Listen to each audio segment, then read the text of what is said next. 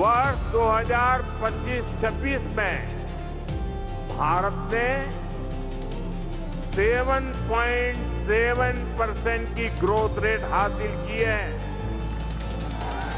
7.7 और पिछला क्वार्टर जो 31 मार्च को खत्म हुआ उसमें भी भारत की ग्रोथ 7.8% रही है।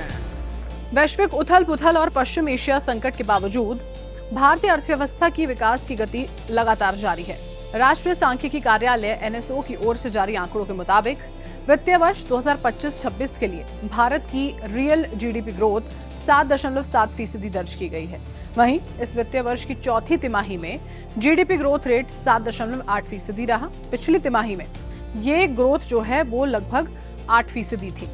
भारत की जीडीपी के आंकड़े ये दिखाते हैं कि ग्लोबल अनिश्चितताओं और तमाम आर्थिक चुनौतियों के बावजूद भी भारतीय अर्थव्यवस्था काफी ज्यादा मजबूत बनी हुई है।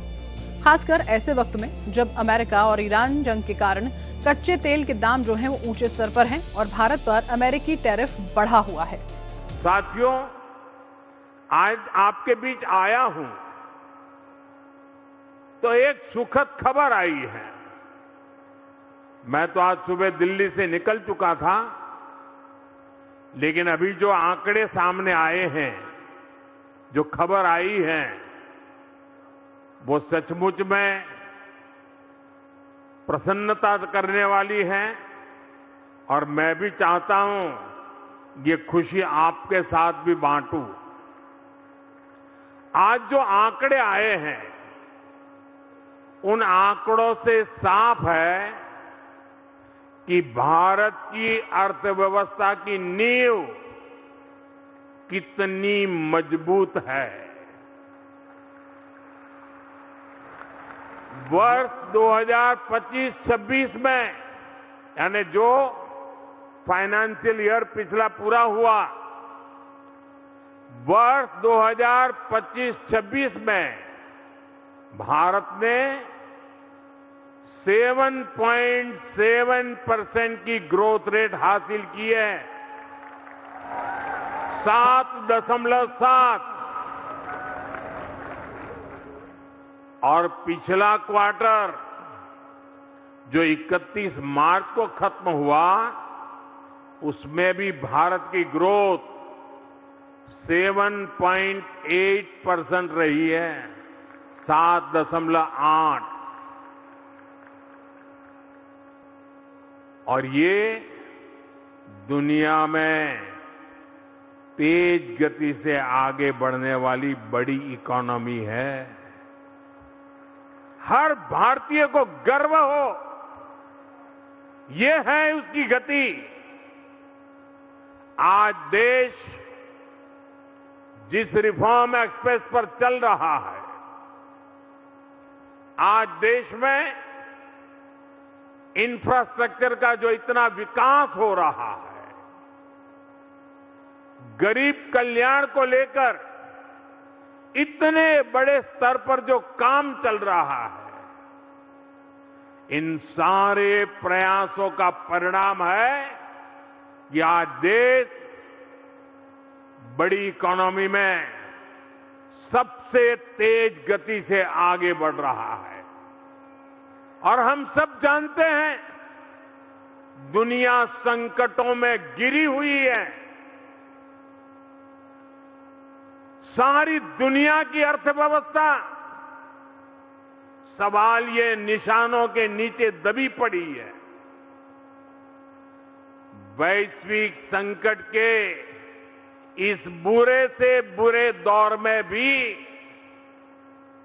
140 करोड़ देशवासियों के सामूहिक प्रयासों से भारत खुद को संभाल तो पा ही रहा है, लेकिन साथ साथ सबसे आगे रहने में भी उसके प्रयास सफल होते जा रहे हैं।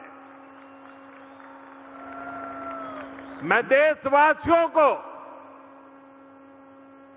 आर्थिक क्षेत्र की इस नई ऊंचाई को प्राप्त करने के लिए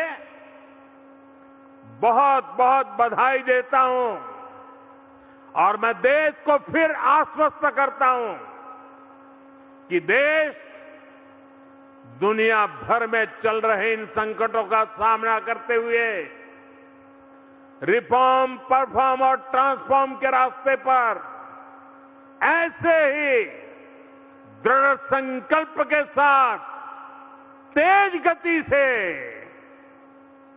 आगे बढ़ता ही रहेगा, ये मेरी देशवासियों को गारंटी है।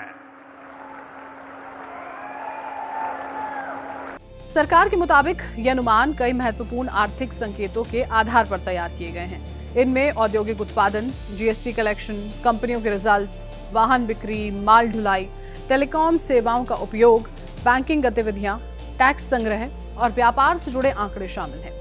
जीडीपी यानी देश के भीतर एक तय समय में कितनी वैल्यू का सामान बना, कितनी सर्विसेज दी गई। इसे देश की आर्थिक सेहत का रिपोर्ट कार्ड भी आप कह सकते हैं। इसमें भारतीय कंपनियां ही नहीं बल्कि देश में काम करने वाली विदेशी कंपनियों का प्रोडक्शन जो है उसे भी जोड़ा जाता है।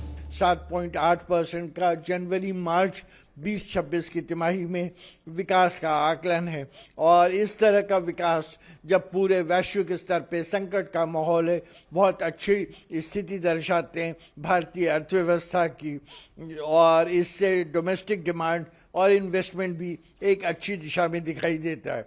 लेकिन साथ में हमको ये नहीं भूलना चाहिए कि ये विकास के जो आंकड़े आए हैं, ग्रोथ के आंकड़े हैं, ये नए सीरीज पे जो अभी पिछले 2-1 महीने से चालू हुए नए सीरीज पे आधारित हैं और उसके अलावा डेटा स्रोतों को, आंकड़ों के जो स्रोत हैं उसको भी बढ़ाया गया है। इस तरह से पुराने डेटा सोर्सेज से नए डेटा सोर्सेज पूरी तरह इसको तुलना करना शायद उचित नहीं होगा। इसके अलावा जीडीपी के आंकड़े तो बहुत अच्छे हैं, लेकिन साथ साथ अर्बन कंजम्पशन कुछ कमज़ोर है, रोज़गार का सृजन बहुत ज़्यादा नहीं हो रहा है और ख़ासकर बहुत महत्वपूर्ण है वर्तमान समय में कि एक्सटर्नल वल्नरेबिलिटी, बाहर से जो संकट आ रहा है उस पर भी हमको ध्यान देना होगा। अगर हमको 7.5-8% का विकास अनवरत रूप से बरकरार रखना है तो इसके लिए प्राइवेट इन्वेस्टमेंट पे जोर देना आवश्यक है, प्रोडक्टिविटी गेन्स को बढ़ाना होगा और एक ब्रॉड बेस्ड कंजम्पशन रिकवरी के ऊपर भी ध्यान देना होगा। ये एक थोड़ा मुश्किल काम है, लेकिन इसके लिए सभी स्टेक होल्डर्स को एक समन्वित तरीके से मिलकर कंधे से कंधा मिला के काम करना होगा और मुझे पूरा विश्वास है ऐसा होगा और हम इस तरह का विकास स्तर वैश्विक संकट के बावजूद हासिल कर सकेंगे। देखिए, भारत इस समय दुनिया की सबसे तेजी से बढ़ती अर्थव्यवस्थाओं में से एक है। आने वाले कुछ सालों में भारत चीन को पीछे छोड़ सकता है। वर्ल्ड इनइक्वालिटी लैब के शोधकर्ताओं की ओर से जारी एक रिपोर्ट के मुताबिक वैश्विक जीडीपी में अपनी हिस्सेदारी के मामले में भारत साल 2060 तक चीन को पीछे छोड़ सकता है। यह अनुमान परचेजिंग पावर पैरिटी के आधार पर लगाया गया है। अब आप समझिए कि चीन आखिर पीछे कैसे छूट जाएगा।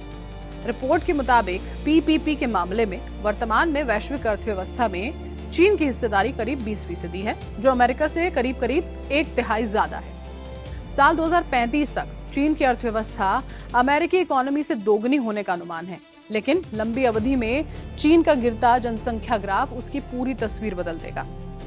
साल 1945 में दुनिया की कुल आबादी में चीन की हिस्सेदारी 23% थी, जो 2025 में घटकर 17% रह गई और साल 2100 तक इसके 8% से भी कम होने का अनुमान है। तो आबादी में आ रही इस भारी गिरावट के चलते 21वीं सदी के मध्य के बाद वैश्विक जीडीपी में चीन का योगदान कम होने लगेगा और साल 2060 के आसपास भारत उससे आगे निकल जाएगा। रिपोर्ट में दोनों ही एशियाई देशों के बीच एक बहुत बड़ा अंतर भी बताया गया है।